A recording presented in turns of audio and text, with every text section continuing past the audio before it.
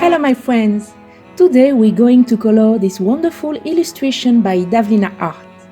Davlina is initially a wonderful colorist who posted lots of coloring tutorials on her YouTube channel.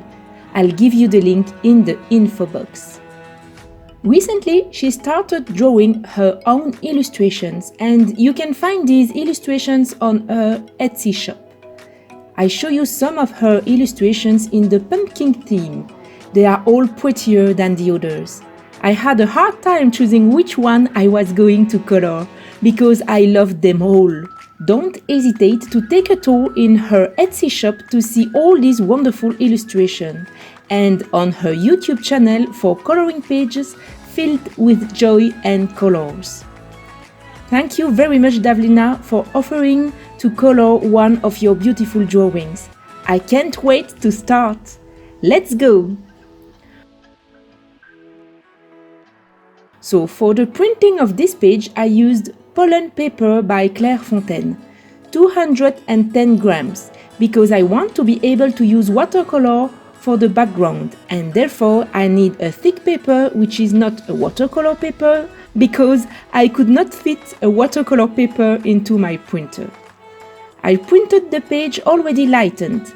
I lowered the brightness in the print options, because I want to work without black lines. So I showed you this one so that you could see the illustration well, but I will work on this one. On the pumpkins and on the bird, I want a fairly textured look. And so for that I'm going to use gesso. It's a simple white primer, a little bit transparent. This one I found at Action Shop, about 3 euros the bottle. I'm going to use a flat brush that I also found at Action Shop in this set here of brushes. Here I take this brush because it's big enough to cover all surfaces. Maybe shall I take a smaller one for the bird? Quite simply, I put a little gesso in my bucket and I apply it on the 3 pumpkins and on the bird. I don't wet it, I apply it dry. If you have black lines that are quite noticeable, well, that will tone them down.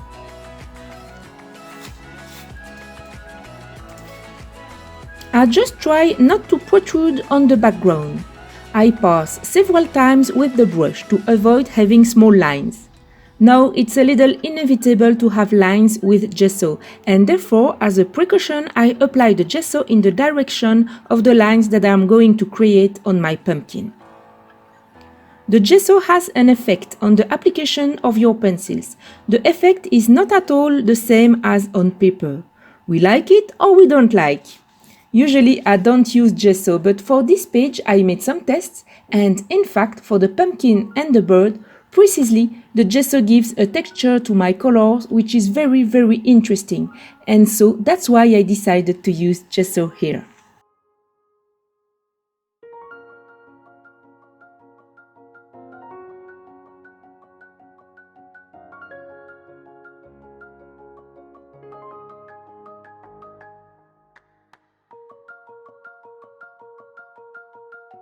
Here, the gesso, it's done.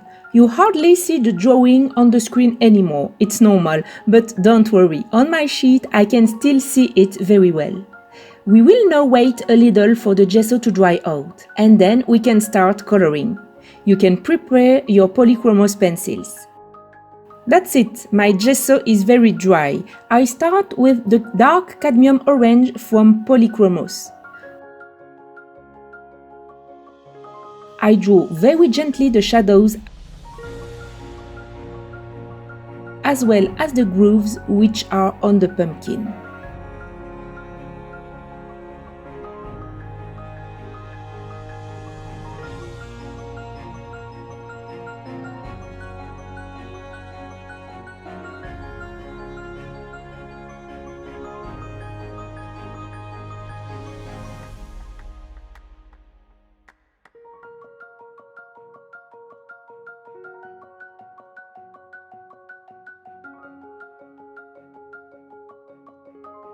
The grooves are not necessarily straight or continuous. You have to be careful to leave a light area on the top edge here, so don't add grooves on the top of the quarter.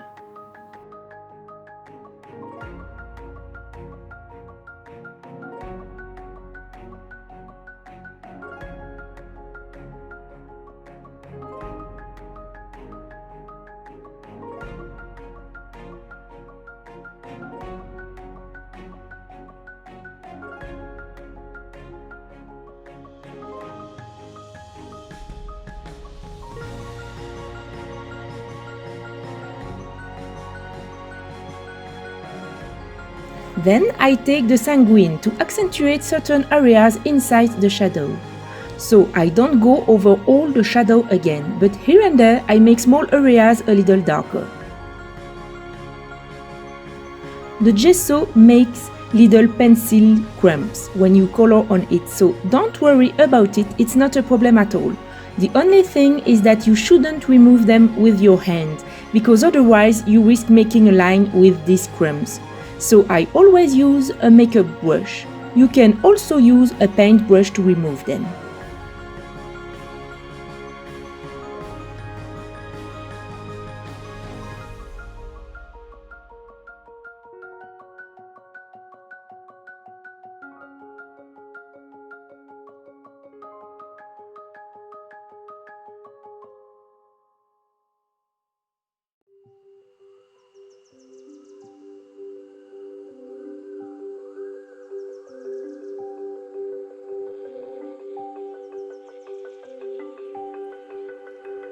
Then I take a slightly lighter orange. I blend my shadow areas without pressing too much. There is no need to press on the gesso. It's immediately very pigmented. And I enlarge the shadows, but I leave a white line just next to the shadow area.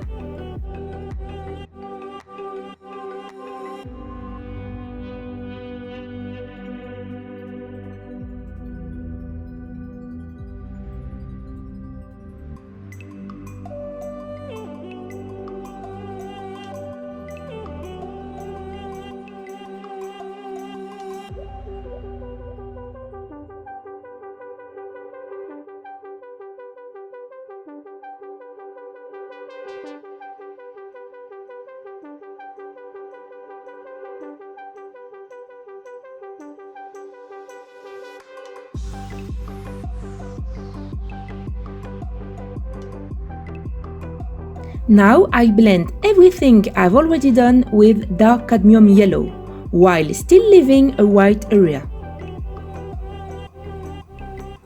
You can see that the paper took on a slightly grainy appearance with the gesso, and it's precisely this effect that I was looking for. That's why I used the gesso.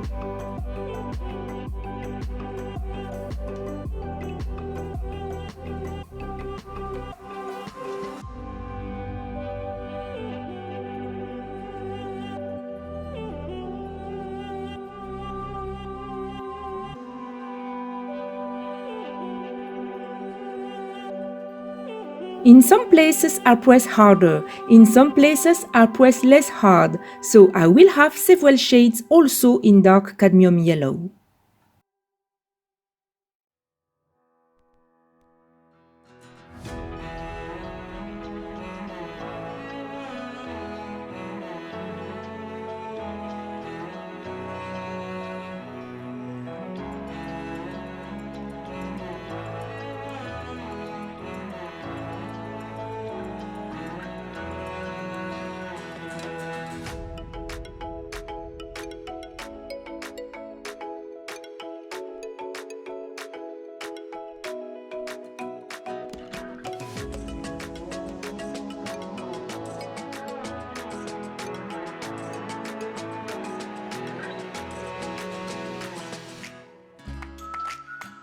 With the ivory, I highlight the areas of light.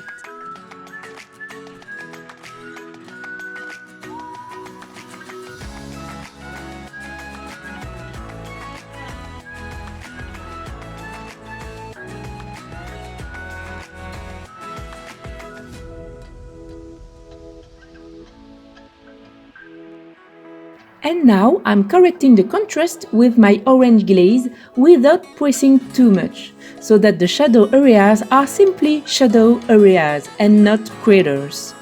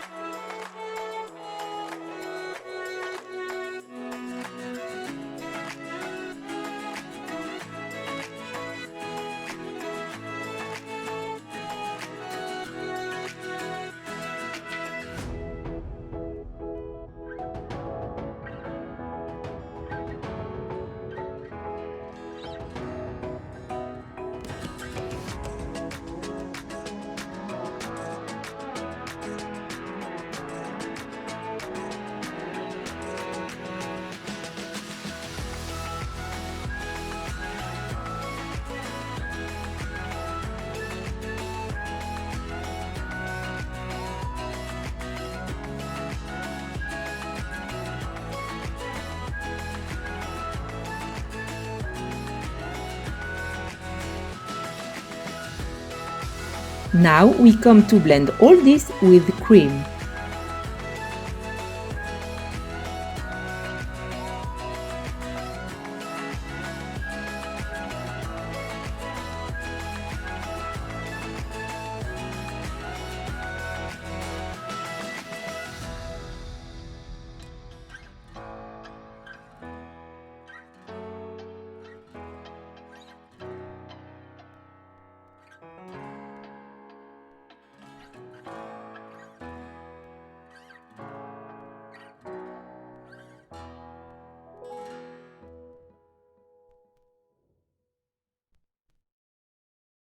Then I add a little bit of shade with the burnt sienna.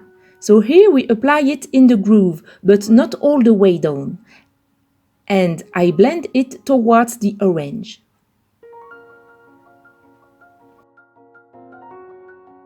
Here I add a very little bit without really pressing my pencil. And so here I add the shadow of the pumpkin from below.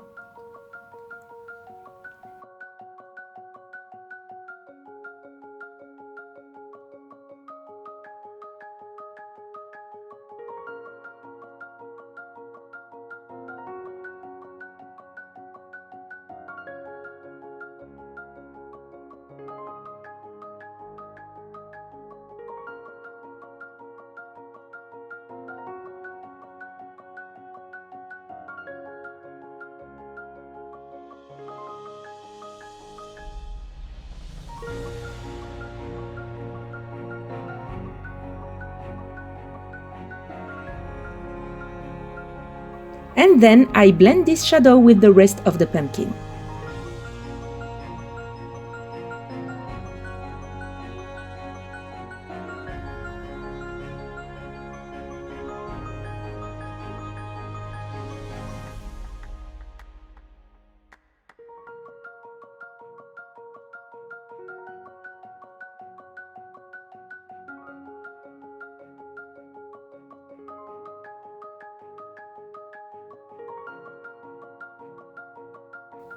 So much for our first quarter. I'll continue the same way for the other quarters, keeping in mind that I decided that the light came from here. You can see there is the reflection of the light. So I decide that the light comes from the top left. And that's why I didn't draw a shadow here, since the light comes from the top left here, it passes between the pumpkins. And it's only from here that we can see the shadow of the lower pumpkin.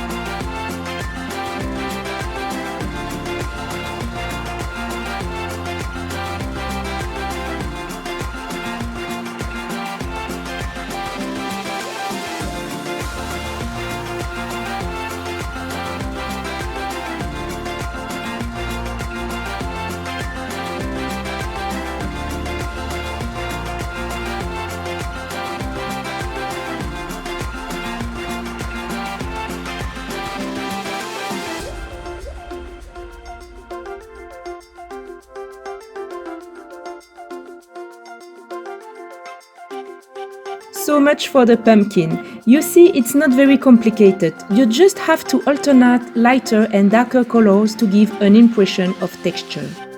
At the end of the coloring, I'll probably retouch the shadows. When the whole page is colored, the contrasts are reduced and therefore you have to increase them a little bit. But there is no point in doing it now. You better wait until the whole page is colored to have an overview. So for the stem, I'm going to use these 4 colors and start with Chromium Green Opaque.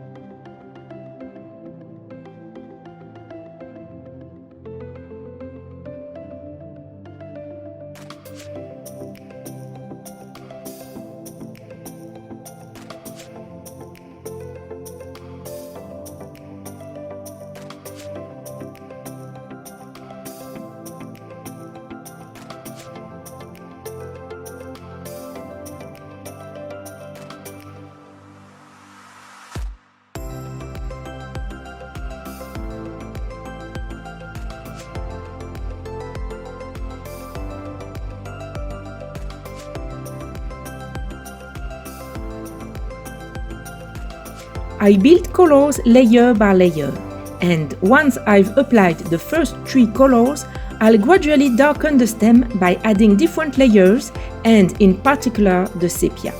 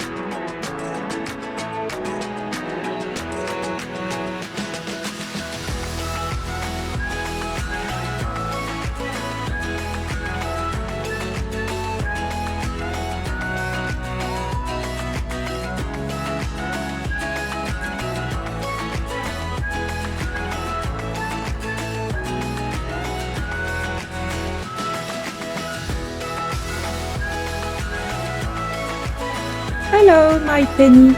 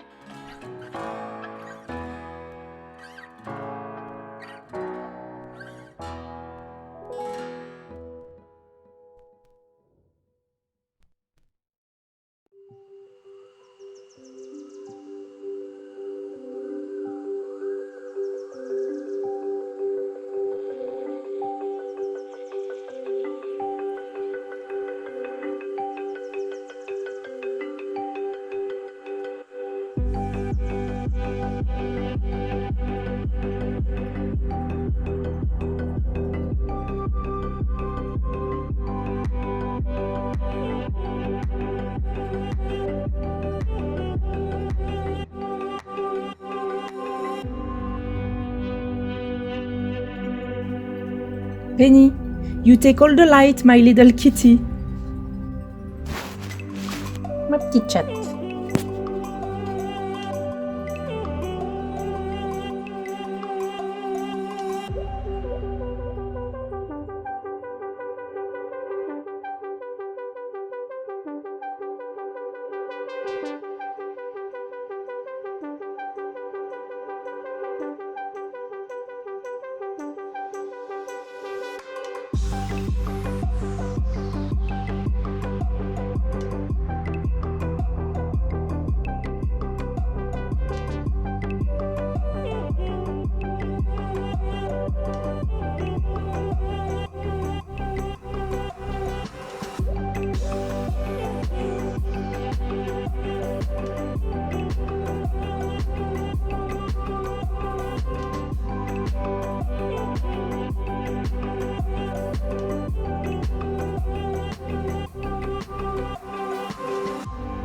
I blend the different shadows with grass green, and I leave a lighter line on the edge for the reflection of the light.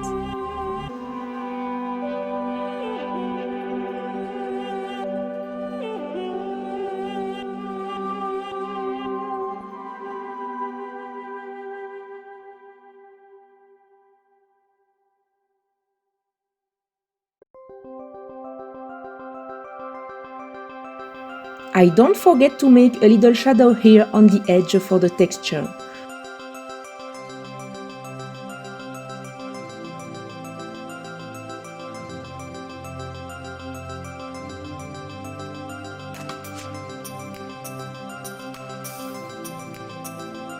Which I accentuate irregularly with the dark sepia.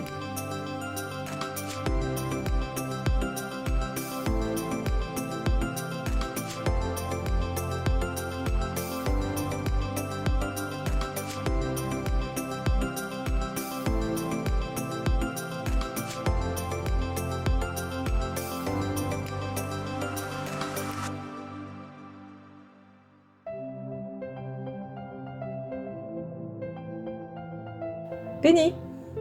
Penny, you are sitting in the middle of my drawing. Penny, could you sit down a little further?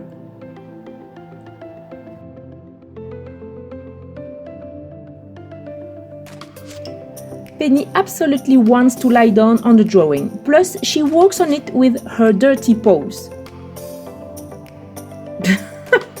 She's lying on my hand. How do I do now? How do I do my tutorial, Penny? Can you explain it to me? You're a devil. Moreover, you attack me. Can I continue, little devil?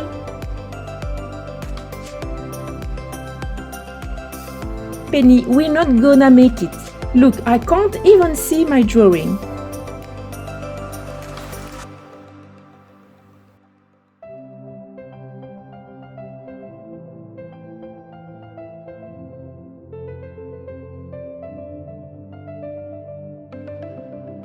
Here, that's good. Here, I can now blend with my ivory color. Penny leaves us for a few minutes. Let's take advantage of it quickly.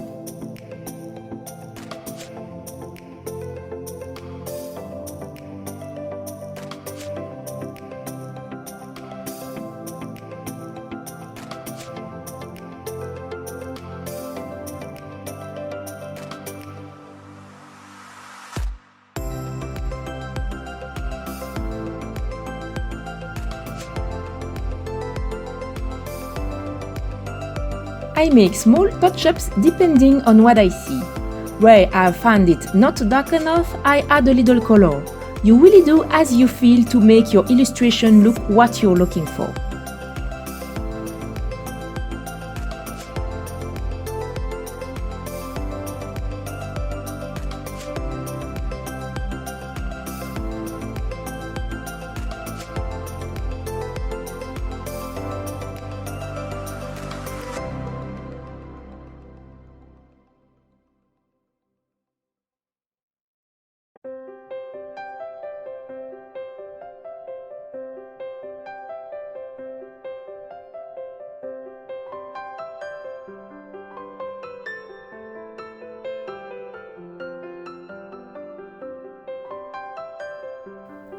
Now I take my Posca pen, here it's size 1M, and I add small dots all over the stem, mainly in the light areas, but I can also add a few in the dark areas.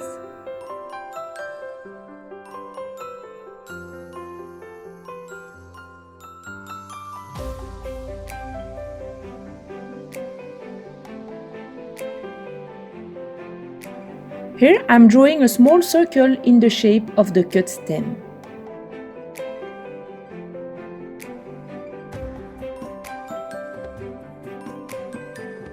Then you have to wait a moment for the Posca to be dry.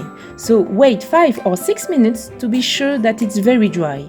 And we'll come to shade the small points to give them texture. So to shade I use either chromium green opaque or dark sepia, depending on the color that is below. Where the color is light, with a sharp pencil, I just draw a small arc along the small point, on one side, bottom and right. So here we have the chromium green opaque. Make sure your pencil is sharp.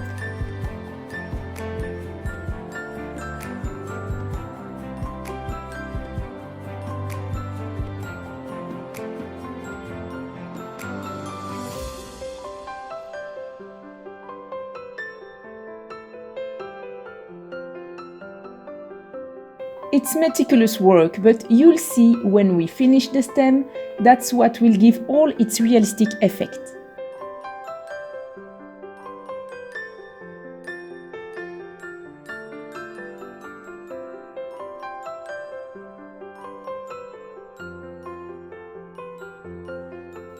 On darker areas where the green is not visible, I take dark sepia.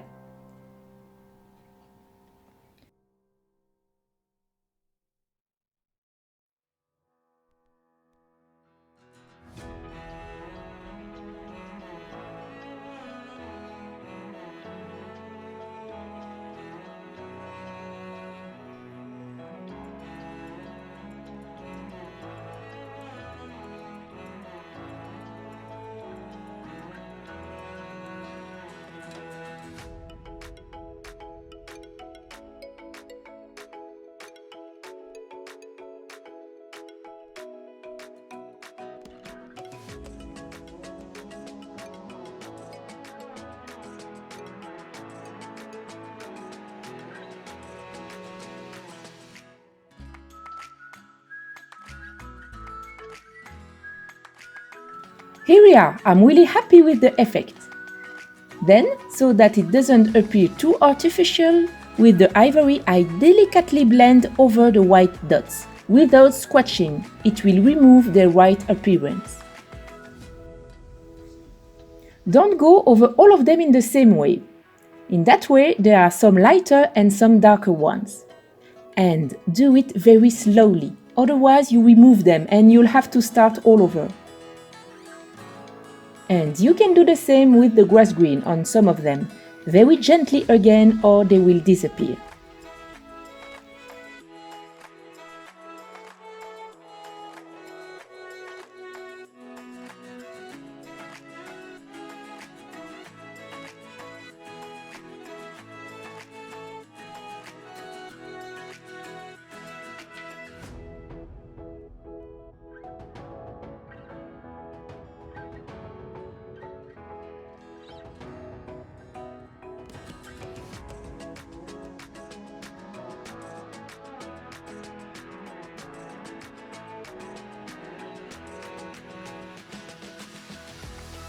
And here is our first pumpkin.